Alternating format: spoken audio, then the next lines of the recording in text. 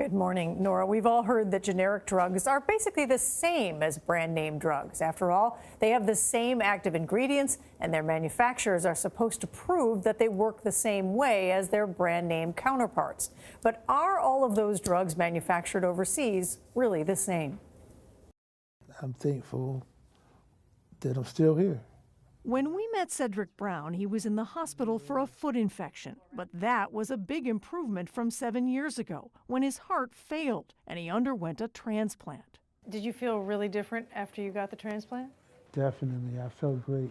The operation was a success, but months later, Brown's condition deteriorated and he came back to the Cleveland Clinic, where Dr. Randall Starling found Brown's body was rejecting his new heart. We had to figure out why. Why did this happen to Cedric?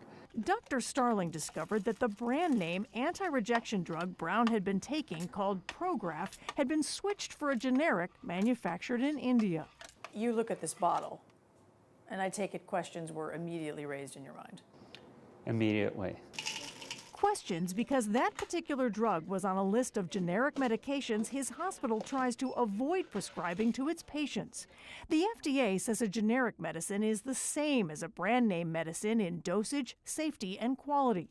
But experts at the Cleveland Clinic have determined some generics aren't a close enough match for their comfort, that even a small variance in the drug may pose serious risks for some patients. So you can't take the risk that a drug is just slightly less than what the patient needs, or maybe more. In a given patient that's high risk for rejection, there may be no leeway whatsoever. I remember him saying it was the medication that caused what happened to me. And so then, did things get better after that? Oh, yeah, definitely. Still here.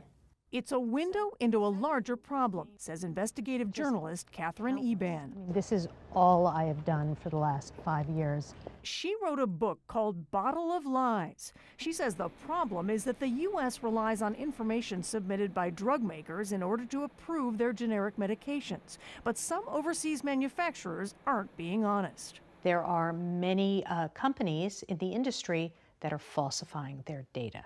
Falsifying data, straight out. Straight out fraud. The first major fraud case came to light 14 years ago, that of Indian generic manufacturer Ranbaxy. The company paid a $500 million penalty as part of a 2013 settlement for selling adulterated drugs and making fraudulent statements to the FDA. Former Ranbaxy executive Dinesh Thakur was the whistleblower on the case. Are they the poster child for how bad things can get? I wish I could say that. I've seen similar behavior in other companies since 2013. So they're not the only ones? No.